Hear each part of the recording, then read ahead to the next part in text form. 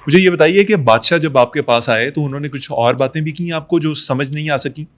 अगर आप वो मीटिंग थोड़ी सी और एक्सप्लेन कर दें हमारे लिए। और उस घंटे ने ही मुझे बदला। जब वो मेरे पास आया तो मुझे उसने ये सारी चीज़ें बताई कि गुलजार साहब, वाइब है आपकी मस्त, मस्त वाइब है आपकी।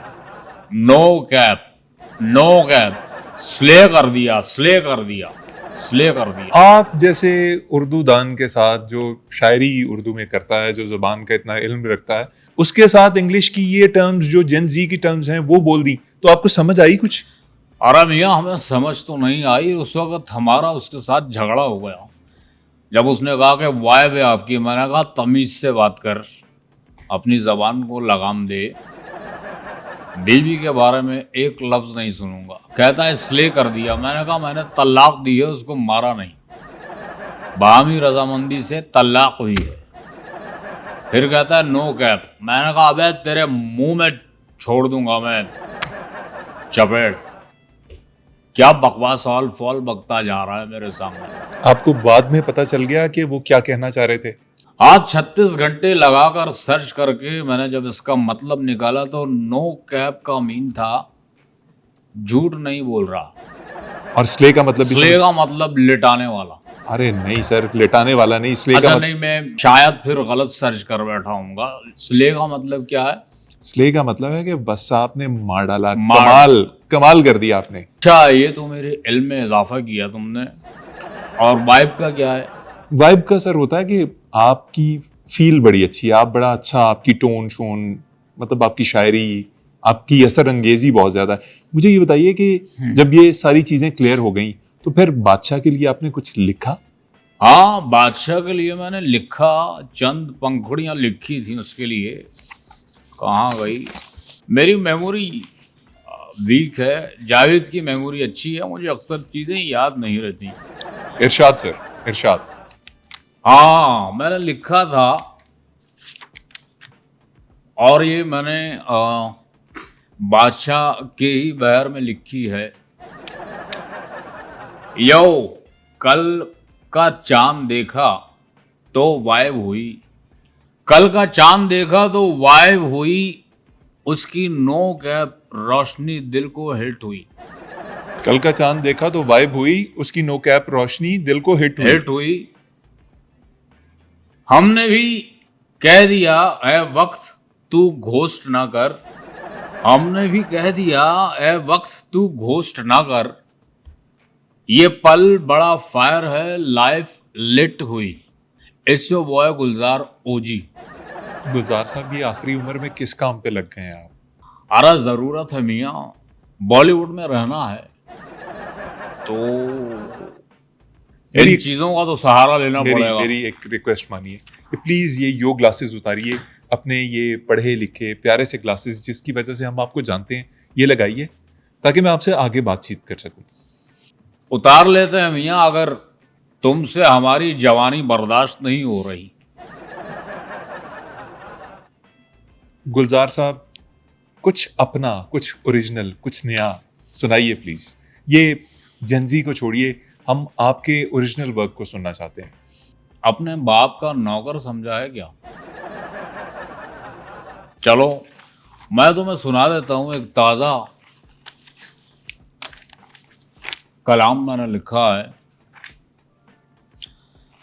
पागल शहर के शोर में देखो, खामोशी ने करवट ली।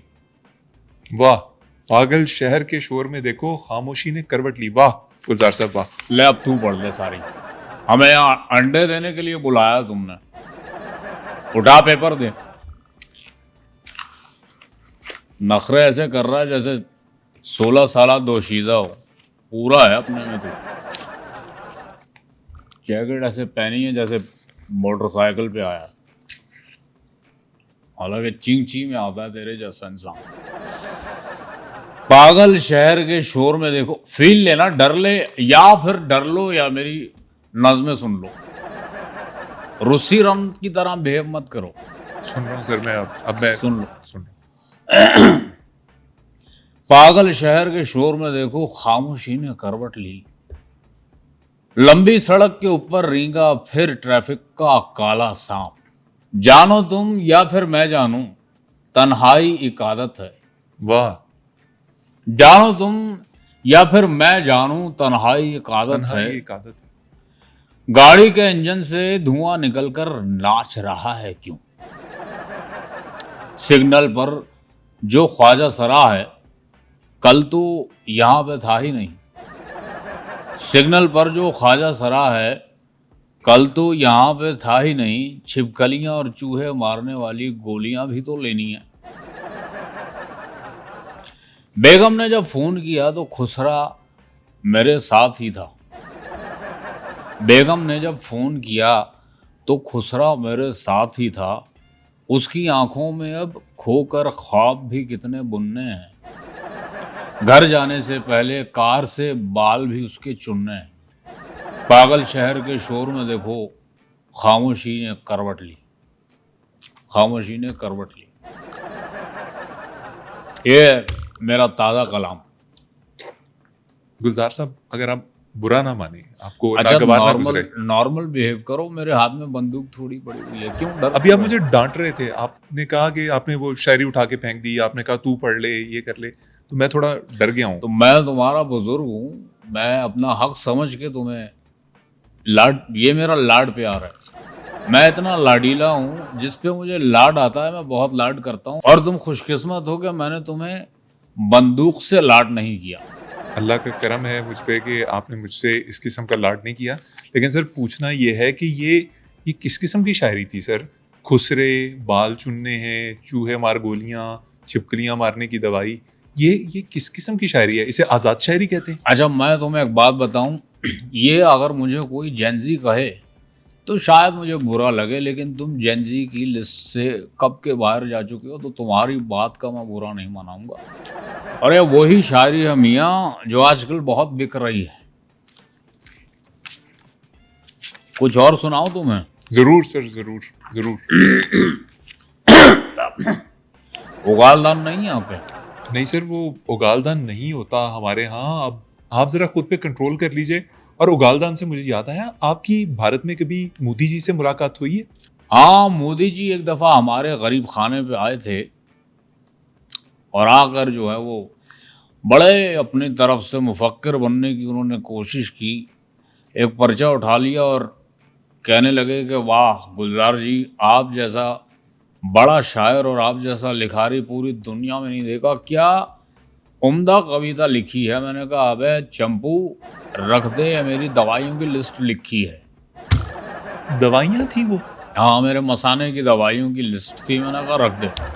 और मोदी जी को लगा कि वो कविता है। हाँ, मोदी जी समझ रहे थे कि मैंने कविता लिखी है।